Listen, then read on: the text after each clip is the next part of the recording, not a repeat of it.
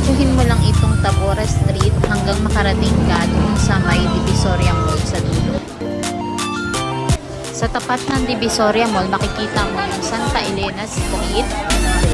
Landmark ay yung Metrobank.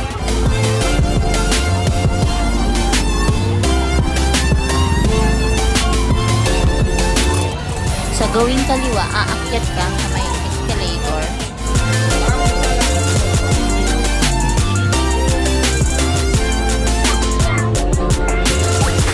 Pag akyat ng second floor, kakaliwa ka, dire-diretso hanggang dulo. Madadaanan mo ang Edeng's Toy Store, Andings, at marami pang ibang toy store. Pero dun tayo sa may dulo, sa may Fancy Toy Store. Doon ay makakabili ka ng mga wholesale price na laruan sa halagang 12.50 pesos. Kapag pumunta ka dito sa may Fancy Toy Store, huwag ka magsasama ng bata kasi hindi nila pinapapasok mismo doon sa may store nila ang may mga kasamang bata. Makitid yung daanan doon sa pwesto nila. Ang mga laruan dito ay nagkakahalaga ng 24 pesos sa 20 pieces at 23 pesos para sa 50 pieces and up. At meron din silang mga laruan na wholesale na nagkakahalaga lamang ng 12.50 pesos per piece. Ito yung mga laruan na nabili ko sa halagang 23 pesos per piece.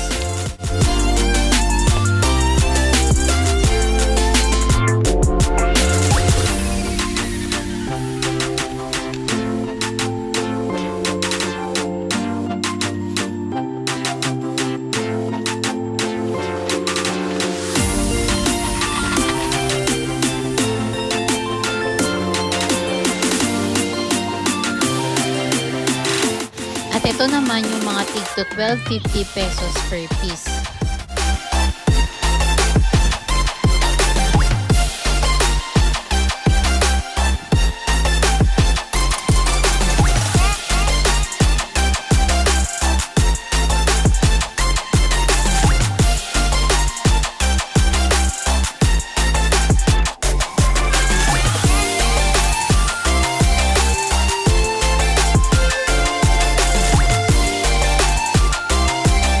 Ang mga laruan pala na ito ay pamimigay namin sa community Christmas party sa aming lugar.